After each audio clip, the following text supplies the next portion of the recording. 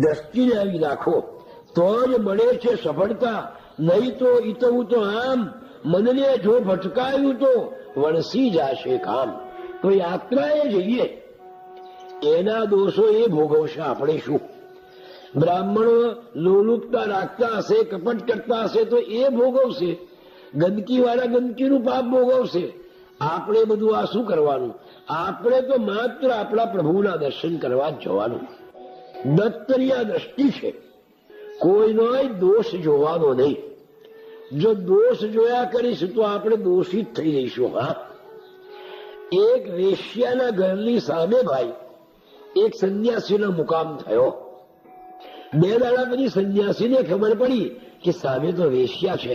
અરે રામ રામ રામ, હું એ કઈ આવ્યો. એ સંન્યાસી સજામ બેસીને આ એક ગયો, આ બીજો ગયો, અને મરી ગયો સારો ત્રીજો ગયો, આ પાપ પાપ પાપ ચોથો ગયો. બસ આવું જ કર્યા કરે. પેલી વેશ્યા મરી ગઈ અને સંન્યાસી મરી ગયા. પેલી વેશ્યાને સ્વર્ગ મળ્યું અને સંન્યાસીને નરકમાં જવું પડ્યું. કેમ? તમે એની નિંદા જ કર્યા કરી આખો દાડો. એનું પાપ તમે ધોઈ નાખ્યું એટલે સ્વર્ગમાં ગઈ અને એ પાપ તમને લાગ્યું.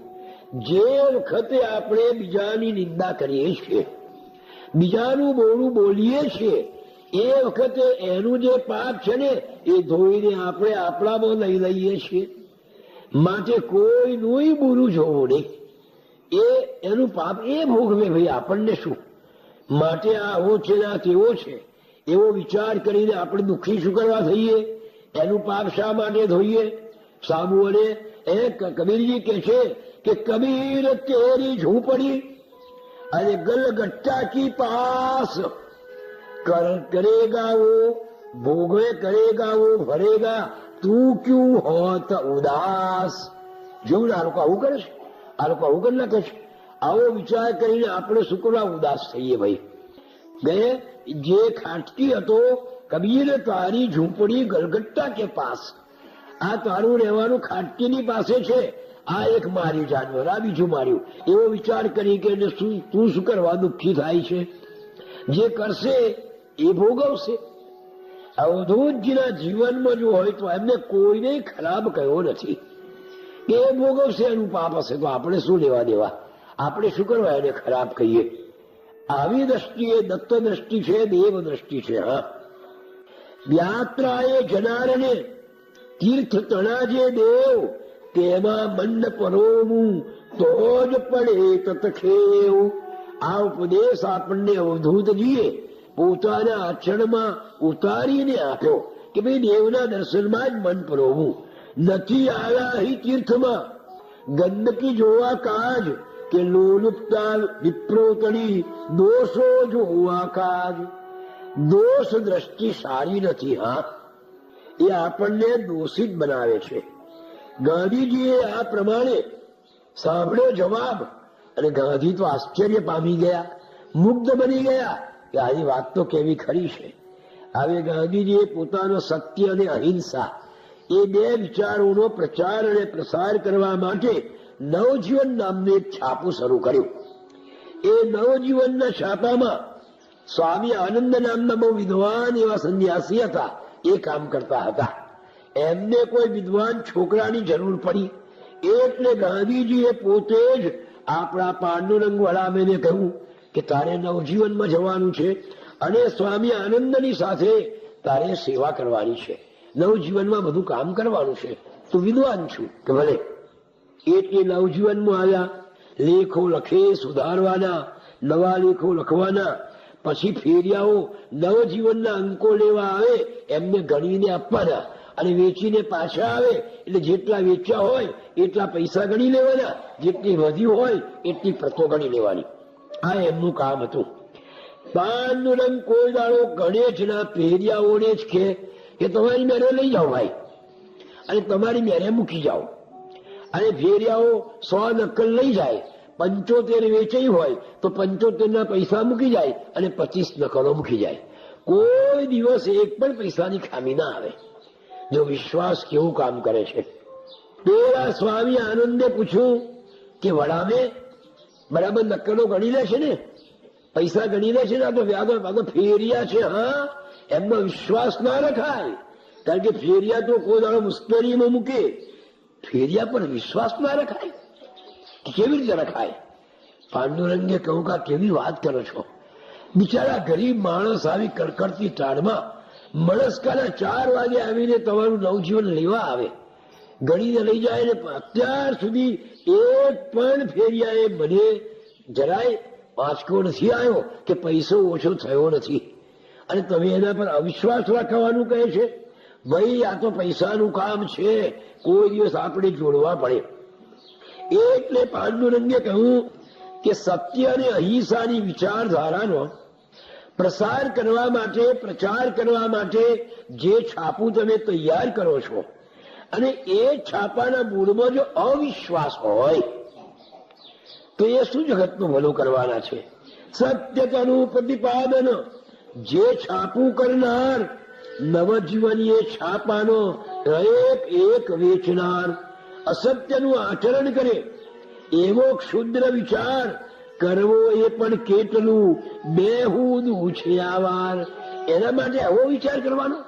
કેટલા પ્રમાણિક ફેરિયાઓ છે, કશું આપતા નથી, આપણે દેશરાજ છે એટલે બિચારાઓ લઈને વેચવા જાય છે, અને તમે એમને માટે અવિશ્વાસ રાખો છો. એટલે બધા સ્વામી બોલ્યા, ભાઈ જગત સીધું નથી. આ તો તને લાગે છે વાતો કરવામાં આ વાત સારી, પણ આચરણમાં મૂકવામાં આપણે ખતપા ખાઈ જઈએ, માટે તો એવો વિચાર રાખો. અરે પણ જે ફેરિયાઓ બિચારા પગતોડીને મહેનત કરે છે એમના પર વિશ્વાસ નહીં રાખવાનો? આ તમે કેવી વાત કરો છો? સ્વામી કહે, ભાઈ તારી આ દલીલ સાચી જાણ, પણ વ્યવહારમાં મૂકતો થાય મોટી હાલ.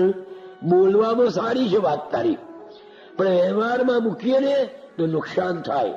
તારી વાત પ્રશંસનીય છે, અતિ ઉત્તમ, પણ કોઈ ફેરસ્તા કાલે છે સુંદરતમ.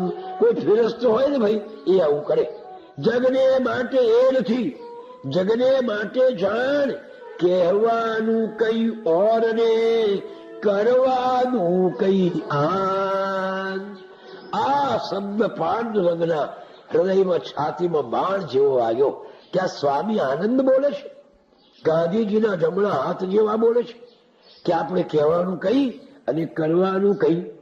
એટલે પછી અને ક્યારે આના મૂળમાં જ જો આવું હોય કે કહેવાનું કઈ અને કરવાનું કઈ, તો એ સ્વરાજ મળશે તો એ સ્વતંત્રતા ક્યાં સુધી ચકશે? અને આવા નેતાઓ પ્રજાને શું સુખ આપશે? અવધૂતજીનું એ વખતનું વાક્ય આજે આપણે અનુભવી રહ્યા છીએ. અપ્રમાણિકતા, ભ્રષ્ટાચારનો કોઈ પાર નથી, પણ એના મૂળમાં જ આ ભ્રષ્ટાચાર હતો. ભાઈ અવધૂતજી તે વખત જાણતા હતા કે આ તો એટલે શું કહ્યું? જગને માટે ભાઈ એ નથી, જગને માટે જાણ, કહેવાનું કઈ ઓર ને કરવાનું કઈ આન. વાત સુણી સ્વામી તણી વિમાસે પાંડુરંગ, અરે આ તો બદલે બધા કાંચીડા રંગ. જેમ કાંચીડા રંગ બદલે એમાં તો રંગ બદલે છે. મનમાં કઈ બહાર કઈ, આ તો વિચિત્ર વાત. વાણી વર્તન બે જુદા, એ તો લાવે ઘાત. વાણી કઈ ને વર્તન કઈ, જો વાણી ને વર્તન એક ન હોય એ જગતનું શું કલ્યાણ કરી શકે? વાણી વર્તન વાક્યે સમતા, નિરહંકૃતિના જેને મમતા. વણ માગે રંગ મળે પ્રભુતા, તેના સુખને ક્યાંય વિરામ નથી. અવધૂતજી આ જોયું એટલે પાંડુરંગના અંતરે ધગતી ધૂણી જે સત્યતના પૈગામની પ્રજડી ઉઠી. તે મેં કહ્યું ને, કોઈ નિશય શરમ ના રાખે. જ્યાં જ્યાં અસત્ય જુએ, અન્યાય જુએ, ત્યાં તરત જ એ વાંધો ઉઠાવે. જેના પાયા મોં પૂર્યા, અસત્ય અવિશ્વાસ, ચણતર તે પર સત્યનું કેમ ટકે રે ખાસ. અસત્યની ઉપર તમે સત્યનું ચણતર કરો એ કેમ ટકે? એ માટીનું ચણતર એની રેતી ઉપર કેમ કરીને ટકે? સત્ય અને અહિંસા કરી ચાદર ઓઢી આમ ખેંચી લેવા લાભ સૌ એ તો કામ હરામ. આ ગુરુ મહારાજના શબ્દો છે કે અહિંસાની ચાદર ઓઢીને, ખાદીની ચાદર ઓઢીને જેટલા ખેંચાય એટલા લાભ ખેંચી લેવા. આ આપણા દેશ નેતાઓનું કર્તવ્ય થઈ ગયું છે. ગાંધીના માધ્યમ દ્વારા, ખાદીના માધ્યમ દ્વારા. ખાદી પહેરી એટલે પવિત્ર થઈ ગયો. રમણલાલ દેસાઈનો એક લેખ હતો કે હું ખાદી નહીં પહેરું, અને ખરેખર એમને ખાદી પહેરી જ નથી. કારણ કે જાણતા હતા કે ખાદી પહેર્યા પછી પાપ જેમ ભગવું પહેરીએ તો પછી આપણે એના જે નિયમો છે સંન્યાસીઓના, ભગવાને એ પાળવા પડે, નહીં તો ભગવું કપડું લજવાય છે. તેમ ખાદી પહેરીને તમે લાંચ લો, ભ્રષ્ટાચાર કરો તો એ ખાદી લજવાય છે.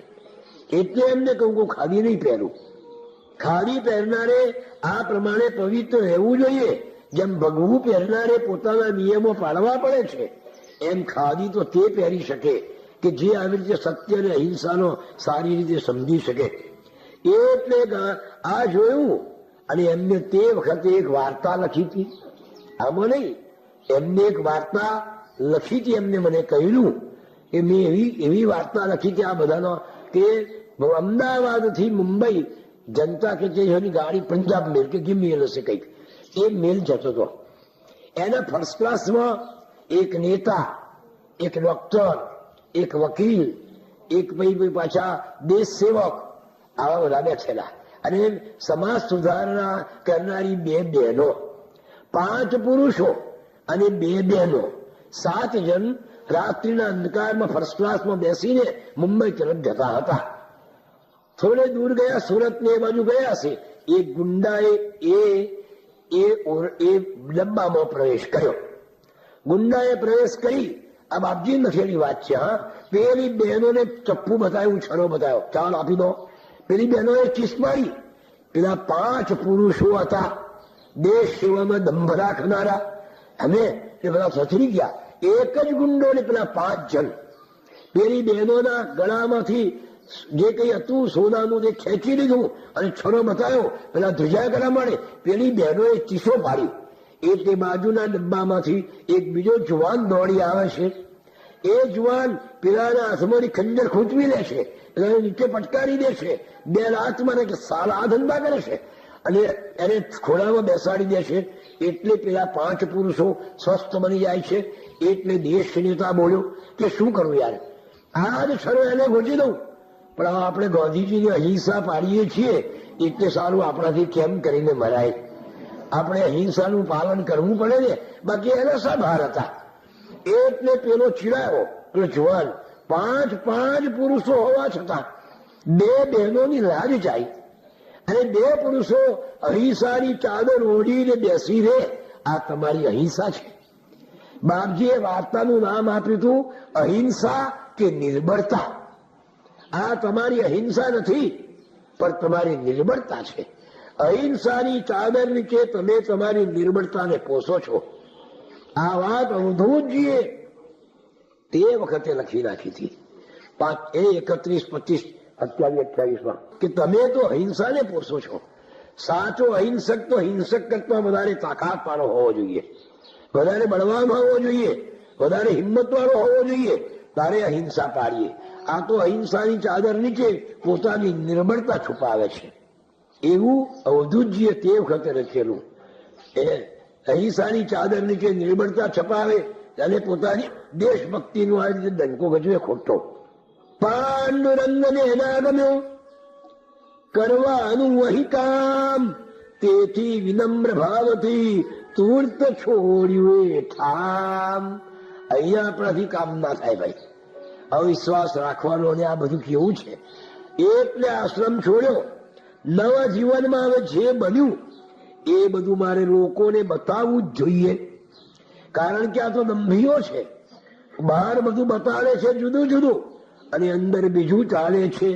ચીરી પડદો દંભનો બતાવવા અને સત્યો, ન્યાય દર્શક છાપા મહી લખવા લાગ્યા તુરતો. ન્યાય દર્શક નામને છાપો કાઢ્યો. એ છાપામાં એક કટાર લખી, ભાંગનો લોટો.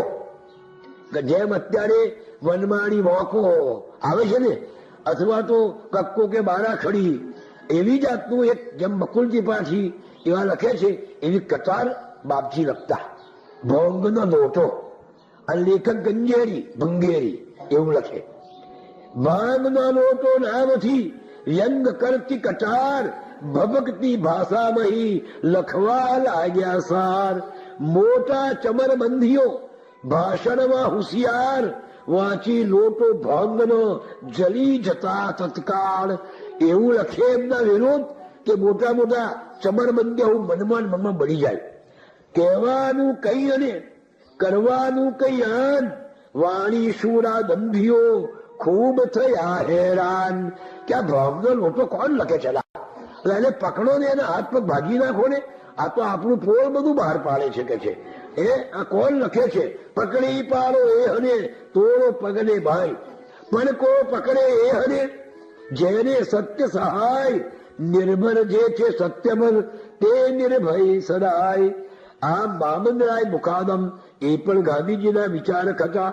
એમની સાથે ગામડે ગામડે ભટકી ગાંધી વિચારધારાનો એ કર્યો. પણ જયારે એમને જોયું કે આમાં પણ પ્રચારના ઓઠા નીચે નર્યો દંભ છે, પ્રચાર કરે પણ અંદર દંભ.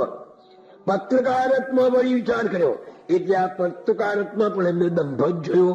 જે પૈસા આપે છાપાવાળાને એનું બહુ સારું છાપે, અને જે ના આપે એની બરાબર એ લઈ નાખે કે આ ખોટું છે. એટલે પત્રકારત્વ પણ છોડી દીધું. હવે શું કરવું? નિર્દોષ ધંધો શિક્ષક નો છે, માટે શિક્ષક બનવું. એટલે વિનય વિદ્યા મંદિર નામની એક ગાંધી સ્થાપી જે વિદ્યાપીઠની એવી દેશી હાઈસ્કૂલ હતી એમ અમદાવાદમાં, એમાં પોતે સંસ્કૃતના શિક્ષક તરીકે નોકરી સ્વીકારી અને શિક્ષક બનીને ભણાવવા લાગ્યા. હવે શિક્ષકમાં પણ કેવા ઉત્તમ શિક્ષક હતા! એમને એક નવું સૂત્ર આપણને આપ્યું, છાત્ર દેવો ભવ. અત્યાર સુધી આપણે આચાર્ય દેવો ભવ કહેતા હતા, પણ અવધૂતજીએ પાંડુરંગજીએ એક નવું સૂત્ર બનાવ્યું કે છાત્ર દેવો ભવ. આ વિદ્યાર્થીઓ મારા દેવ છે અને હું એમની સેવા કરવા આવ્યો છું. આ જ્ઞાન રૂપી એના વડે એમની સેવા કરું છું. એટલે ક્લાસમાં બેસતા જ એ કહેતા, હે છાત્ર દેવો તમને નમસ્કાર, અને પછી ભણાવતા. એટલા પ્રિય શિક્ષક. અલખ નિરંજનને કહે વાત કહું એક ખાસ, અહીંયા પાંડુરંગનો આધ્યાત્મિક પ્રવાસ આગળ ખૂબ વધી ગયો અને સફળ થયો પ્રયાસ. ચિંતન પ્રવાહને મળ્યો વહેવાનો અવકાશ. કારણ કે શિક્ષક બન્યા ને એટલે ચિંતન કરવા લાગ્યા. બસ હવે પોતાને વિચારો કે કેમ કરીને મારા વિદ્યાર્થીઓને હું સારું સંસ્કૃત ભણાવું. એટલે એમને એક સંસ્કૃતની ટેક્સ્ટ બુક લખી, ગિરવાણ ભાષા સોપાન, પહેલું સોપાન બીજું, એમ બે લખી. એટલે ધોરણ ચોથામાં અને પાંચમામાં એમ ચાલે 3 બાર એ નોંધો ભેગી કરીને લખ્યા. અને પાઠ્યપુસ્તક રૂપે અમદાવાદના અને ગુજરાતના ઘણા શહેરોમાં આ ચોપડી ચાલવા લાગી. હવે એમને જે ચોપડી લખી એમાં પણ એમની ભાષાનો એમના બુદ્ધિના ચમકારા દેખાયા. એકાદ લીટી આપણે જોઈએ કે કેવું એમની જ્વાળા હતી. એક ભર્તૃહરિનું વાક્ય છે કે સર્વે ગુણા કાંચન આશ્રયંતે. આ બધા ગુણો સોનામાં આવી ગયેલા છે. પાંડુરંગે ના પાડી દીધી કે ખોટી વાત છે આ. એટલે પાંડુરંગે શું લખ્યું કે સર્વે ગુણા કાંચન આશ્રયંતે ઇતિ મૂર્ખા વદંતી. આવી ટીકા લખી. મૂર્ખાઓ એવું કે સોનામાં સુગંધ ક્યાં છે ભાઈ? એ સોનામાં ક્યાં સુગંધી છે? પછી એ ગુણ તો છે નહીં એનામાં. પણ સર્વે ગુણા શીલયામ આશ્રયંતે ઇતિ બુધા વદંતી. દયા માણસો એમ કે છે કે સર્વે ગુણો શીલમાં છે, સોનામાં નથી. આવી અનેક પંક્તિઓ આ પુસ્તિકામાં રત્ન સમી ચડકી રહી, જોતા હૃદય હરખાય. એ વખતે ગુજરાત વિદ્યાપીઠના મહામાત્ર એટલે ચાન્સેલર કિશોરલાલ મસરૂવાળા હતા. એમને આ જોયું, આ વાંચી ચોપડી કે આ લખનાર કોણ છે ભાઈ, તું તો ભલભલાને એ ઉઘાડા પાડી દે છે. એટલે કહું કે આ તમારી ભૂલો છે. તો કિશોરલાલને એવો સુંદર જવાબ આપ્યો લખીને પત્રો. એ કોઈ જગ્યાએ આપણા અવધૂત પ્રકાશન ટ્રસ્ટે એ છાપ્યો છે. વાંચવા જેવો જવાબ છે. બહુ 10 પાનનો જવાબ છે ખાસો, કે જો આનો અર્થ. કિશોરલાલ તો ઠંડા થઈ ગયા. રાષ્ટ્રીય શાળામાં પછી શિક્ષક તરીકે વિદ્યાર્થીઓની ખૂબ પ્રીતિ મેળવી. બધા જ એમને ખૂબ માન આપે. હવે એક દિવસે હવે નિશાળમાં દાખલ થતા પહેલા એમને એક શરત કરેલી કે જો ભાઈ સવારમાં 8 થી 9 તમારે મને રિસેસ આપવી પડશે. કેમ? મારે 8 વાગે જમવા જોવે છે. ગુરુ મહારાજ 8:30 જ જમી રહેતા. હા, પિત્ત પ્રકોપ હતો એટલે જરા વહેલું ખાય. એટલે 8 થી 9 મને તમારે રજા આપવાની, તો જ હું નોકરી આવું. કે ના ભાઈ રજા આપીશું પણ તમે આવો. એટલે એ રીતે રહ્યા.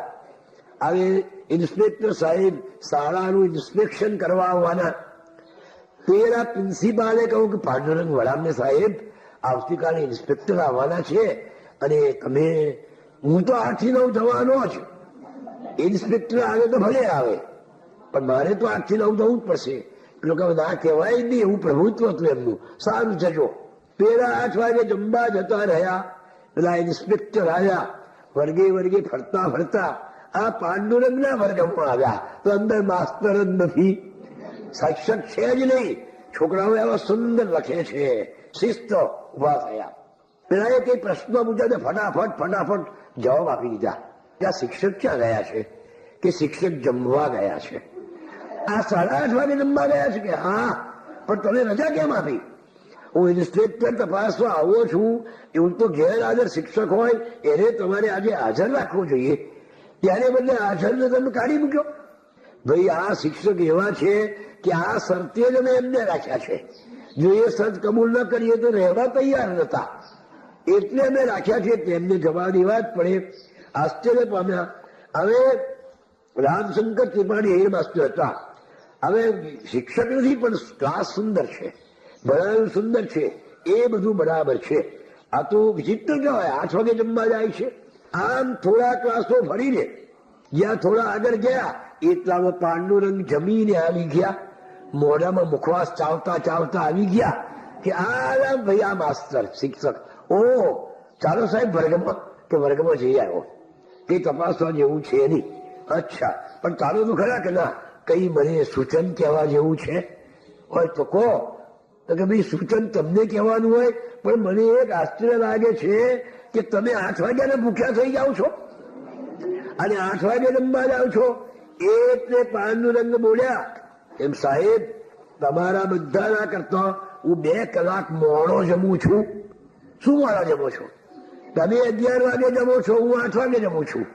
જો તમારું સવારમાં 6 વાગે થાય છે એટલે 6 ને 5 11 વાગે તમારે જમવાનું જુએ છે, અને મારું સવાર રાત્રે 2 વાગે થાય છે એટલે મને 6 વાગે ભૂખ લાગવી જોઈએ 7 વાગે. ત્યારે બદલે હું તો કલાક મોડો જઉં છું બધો, એટલે હું 8 વાગે જ આવું છું. આ સાંભળીને પેલા તો ઠંડાસ થઈ ગયા કે ભાઈ કહેવું પડે. કડકડાટ હસી પડ્યા. નિરીક્ષક સર્વ વાણીને વ્યક્તિત્વથી કયા પ્રભાવિત સર્વ, બધા એને પ્રભાવિત થઈ ગયા. આવો છે આ ગુરુ. આવી અલગ કહે છે કે જો પોતે શાળામાં પણ કેવું સરસ, એની પાછળ ગુરુ નિષ્ઠાની મોટી એક છે કે ભાઈ શાળાનું જે દિવસે નિરીક્ષણ હોય તે દિવસે ચાલ્યા જનાર આ શિક્ષકની હિંમત કેવી કહેવાય. હવે આ શાળામાં જયારે વિદ્યા ભણાવતા ત્યારે એમનો નિયમ કે ગુરુવાર કરે. હવે ગુરુવારે સવારે જઈને જમવાનું, પણ એમને તો 8 વાગે ભૂખ લાગે. એટલે એક છોકરાને નક્કી કરેલો, એક પેડાવાળાની દુકાન પર નક્કી કરેલી, 1 રૂપિયો આપે કે જો ભાઈ તારે આમાંથી અડધો શેર પેડા લઈ આવે. એટલે સસ્તીનો જમાનો હતો એટલે અડધો શેર પેડા લઈ આવવાના અને બીજા પૈસા પાછા લઈ આવવાના. પેલો છોકરો પેડા લઈ આવે. કોઈ દાડો 5 પેડા હોય, કોઈ દાડો 6 હોય, કોઈ દાડો 4 હોય. પછી જે બીજું પાછું પરચું ના આપે એ ઘરે જ નાખી દે ગજવામાં. પેલો છોકરો જ ગજવામાં નાખી દે. છોકરાને લાગ્યું કે આ સારી વાત છે, સાહેબ કશું જોતા નથી, એટલે 2 પેડા ત્યાં ખાઈ જાય. 6 આવ્યા હોય ને તો રસ્તામાં 2 ખાઈ જાય, અને 4નું પડીકું એમને આપે. પાછા 8 આના આપ્યા હોય તો 6 આના જ પાછા મૂકે, 2 આના કે જવામ ગાળી દે. પણ પાંડુરંગ વિચાર જ ના કરે. આમ કેટલા વખત સુધી ચાલ્યું. પણ ભાઈ મેં વાત કહી ને આગળ કે જેનું હૃદય સરળ છે, જેનું અંતઃકરણ શુદ્ધ છે, એને જગતમાં કોઈ છેતરી શકતું નથી. જેણે બીજાને છેતરવાનો કદી પ્રયત્ન કર્યો નથી ને એને કોઈ છેતરે ના. આપણે બીજાને છેતરીએ છીએ એટલે બીજા આપણને છેતરે છે. માટે બને બીજાને છેતરનાર જાતે જ છેતરાય છે. આ કોઈ દિવસ ગળે નહીં. થોડા દિવસ તો આમ ચાલ્યું. પણ જો સરળતા કેવું કામ કરે છે. પેલા છોકરાના હૃદયમાં એકદમ વિચાર આવ્યો કે અરે મેં કેવું ખરાબ કામ કર્યું. સાહેબ કેટલા ભલા છે, કોઈ દિવસ મને પૂછ્યું નથી કે કેટલાના પેડા લાવ્યો, કેટલા આવ્યા, પરચુરણ કેટલું પાછું લાવ્યો, ગણ્યું નથી. મેં એમને કેવું કેવું કરી નાખ્યું. અરે મુજ પરિણામ મેં આપ્યું તે લઈ લીધું. રાખીને વિશ્વાસ મુજ પરના વિશ્વાસનો કેવો કર્યો મેં હરાસ. જો અંતર ડંખે છે, હા સરળ હૃદયના માણસને આપણે છેતરીએ ને તો આપણું અંતઃકરણ ડંખે છે. આપણને એમ થાય છે કે આ માણસ મેં ખોટો છેતર્યો. કારણ કે પેલાના સરળતામાં એટલી શક્તિ છે. ને પાપીએ છેતર્યા મારા ગુરુને હાય. ચેન પડે ને ક્યાંય ને દિલનું ખૂબ બુજાય. પેલા છોકરાને ચેન પડતું નથી. પેલું એનું પાપ એકદમ એને પુકારી રહ્યું છે. તેથી એક દિન દોડતો પાંડુરંગની પાસ આવી પકડી ચરણને બેઠો મુખ ઉદાસ. ધ્રુસકે ધ્રુસકે રડી પડ્યો, નયન વહે જલધાર. ક્ષમા કરો સાહેબ હે, હું છું પાપી અપાર. વડાવેલા પગ પકડીને છોકરો ધ્રુસકે ધ્રુસકે રડવા લાગ્યો. વડા બગલા પણ તને છે શું લા, તું કેમ આટલો બધો રડે છે? એને ખભો સાંભળ્યો. અરે પોતે ઉઠીને ગ્લાસમાં પાણી લઈને છોકરાને પાયું અને કહું કે ભાઈ તારી શી વાત છે, તું મને ધીમે ધીમે કે શુક્રવાર તો આટલો બધો થયો છે. એટલે કહું કે બાપ સાહેબ મેં તમને બહુ છેતર્યા છે. કોઈ દાડો 6 પેડા લાવું ને કોઈ દાડો 4 લાવું. હું રસ્તામાં તમારા પેડા ખાઈ જતો હતો. આ પરચુરણમાં હું 2-4 આના તમને ઓછા આપતો હતો. એમ સાહેબ તમે મને કોઈ દાડો કશું કહ્યું નથી. આંસુ છે કે તો જીભ અચકાય છે, દુઃખ થાય અપાર. સાહેબ તમારો ચોર હું, મેં ચોરી કરી અપાર. મેં બહુ ચોરી કરી છે, તમે મને માફ કરો. એટલે પહોળાને બોલ્યા કે ચાલો રે ભાઈ, જો તું એમ જાણતો તો હું નતો જાણતો. મને બધી ખબર હતી કે ભાઈ કોઈ દાડો 4 પેડા આવે, કોઈ દાડો 6 આવે, કોઈ દાડો 3 આવે. મેં જોયું કે બિચારો ધક્કો ખાય તો આપણે એને મહેનતાણું તો આપવું જોઈએ ને. આ 2 જણે કે તારી મેરેજ તો મહેનતાણું લઈ લેતો હોય તો પછી મારે તને શું કરવા પૂછવું પડે. એટલે મેં તને કોઈ દાડો એમ નથી કહ્યું કે એક પેડો ખ્યાતો જા. કારણ કે પડીકું છોડું એટલે મને ખબર જ પડી જાય કે 2 ખાઈ ગયો છે, ચાલો 6 ખાઈ ગયો. એટલે ભાઈ મેં તને મહેનતાણું હતું કે ધક્કો ખાનારને મહેનતાણું કઈ આમ આપવું જોઈએ મારે, મફતમાં લેવું કામ. પણ હું આપું તુજને તે પહેલો તો આમ લેવા લાગ્યો તું સ્વયં તુજ ધક્કાના દામ. એટલે તો મેં ના કરી કહું તને કે થોભ લે એકાદું પેણું ખા, જરા ન રાખી ક્ષોભ. પણ મને ખબર છે કે તું તારી મેં તારું મહેનતાણું લઈ લેશે એટલે મેં તને આટલો નતો. સાંભળ, મારા મનમાં કોઈ દાડો એવો વિચાર નથી આવ્યો કે તે ચોરી કરી છે. હા, ક્ષુદ્ર વિચાર મારા મનમાં આવ્યો નથી. માટે તું હવે શાંત પડી જા. તને આ પસ્તાવો થયો, તારું હૃદય ડંખ્યું, એ પણ એક તારું પાપનો નાશ થઈ ગયો છે. મને ચિંતા કરીશ ના. તારા પસ્તાવો જ તારા પાપનો બદલો છે. ભાઈ મેં તો તારો કોઈ અપરાધ જોયો નથી. હા, તને લાગતો હોય તો ભલે, પણ તું મહેનત કરે અને ખા, એમાં શરત વાળો અપરાધ કહેવાય. માટે તું ચિંતા કરીશ ના. આમ કહી તે છાત્રને આપી બહુ સાંત્વન, સાચો રાહ બતાવ્યો, બનાવ્યો નિર્મળન. હવે અલખજી કહે છે કે સોન નિરંજન બાળ તું બોલ્યા અલખ દયાળ. પાંડુરંગની વૃત્તિનો હતો કસોટી કાળ. એમની સાધનાની કસોટી થતી હતી કે ક્રોધ પર વિજય મેળવ્યો છે કે નહીં. છાત તળી ચોરી બધી જાણતા હતા તોય પાંડુરંગની વૃત્તિમાં ફેર